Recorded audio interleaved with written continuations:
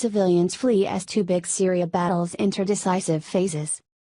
Thousands of civilians were fleeing from besieged enclaves on opposite ends of Syria on Friday as two major battles in the multi-sided war entered decisive phases, with hundreds of thousands of people trapped in the path of both assaults.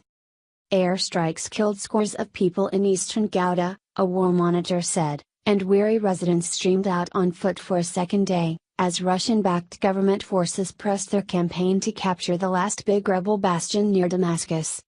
On another front, Turkish and allied rebel forces shelled the northern Kurdish-held town of Afrin heavily, killing at least 27 people and forcing 2,500 people to flee, the Syrian Observatory for Human Rights War Monitor said.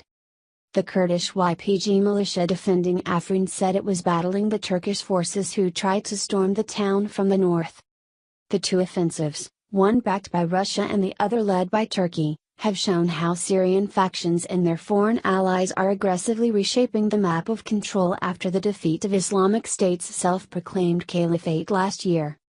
The Syrian war entered its 8th year this week, having killed 500,000 people and driven more than 11 million from their homes, including nearly 6 million who have fled abroad in one of the worst refugee crises of modern times. The government launched its offensive on eastern Ghouta a month ago, and Turkey began its cross-border assault in Afrin in January. In both cases, hundreds of thousands of civilians have been trapped inside encircled pockets on the battlefield. Airstrikes kill 80, civilians flee. Backed by Russia and Iran, government forces have thrust deep into eastern Ghouta on the capital's outskirts, splintering the rebel enclave into 3 separate zones. The United Nations believes up to 400,000 people have been trapped in the Ghouta's satellite towns and farmland, short of food and medicine. For the first time in the month since the government unleashed the Ghouta offensive, one of the deadliest of the war, residents are fleeing in their thousands, carrying children and belongings on foot to government positions.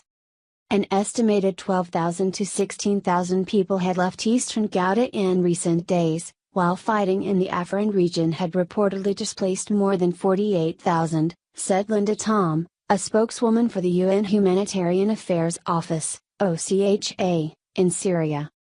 The Syrian army and allied forces have recaptured 70% of the territory that was under insurgent control in the enclave, it said on Friday.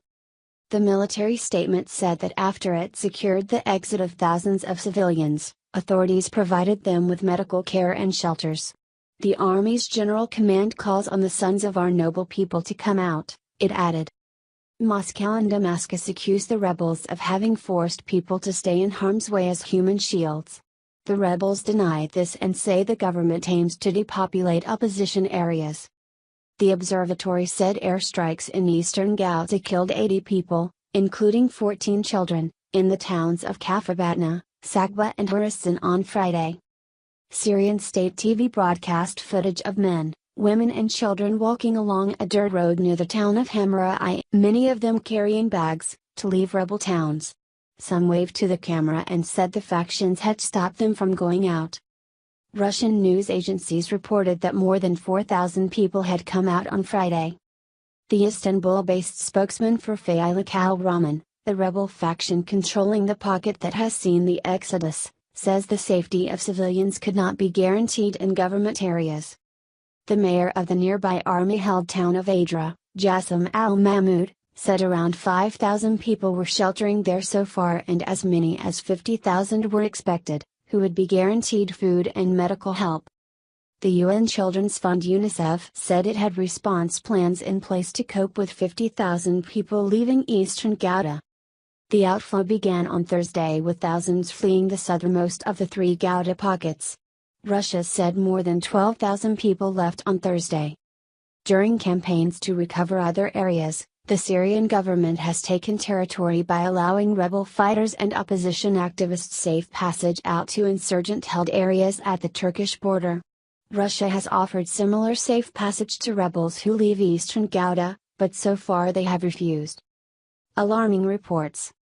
The Ghouta and Afrin campaigns have both continued despite a UN Security Council demand for a 30-day ceasefire.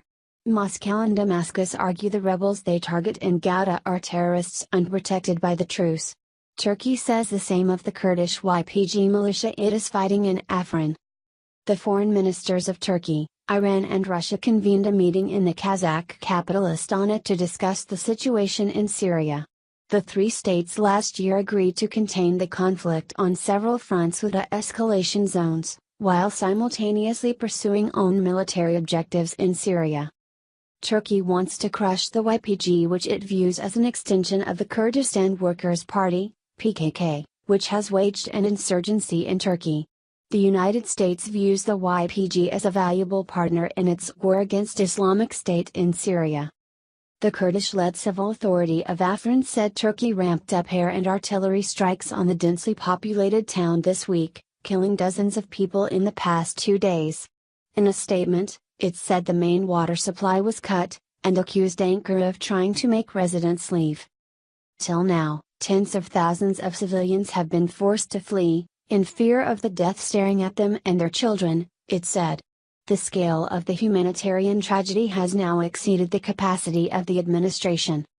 A spokeswoman for the UN Human Rights Office said it had received deeply alarming reports of civilians being killed and injured in airstrikes and shelling in Afrin, and of the Kurds preventing civilians from leaving. Lebanon's Al-Mayadeen TV broadcast footage from the Afrin area showing cars, small trucks, tractors and groups of people on foot leaving the town. An elderly man told the channel he had left on foot at 2 a.m. when shells started falling. There are a lot of people leaving the city as well, and a lot still inside, he said. President Tayyip Erdogan said Turkey had largely solved the Afrin issue. We are nearing the end in Afrin, he said. Reporting by Tom Perry and Dolian in Beirut, Fires Makdesi in Damascus, Jack Stubbs in Moscow and Tom Miles in Geneva, Tüven Gümrükçü in Turkey. Writing by Tom Perry, editing by Peter Graff, William McLean.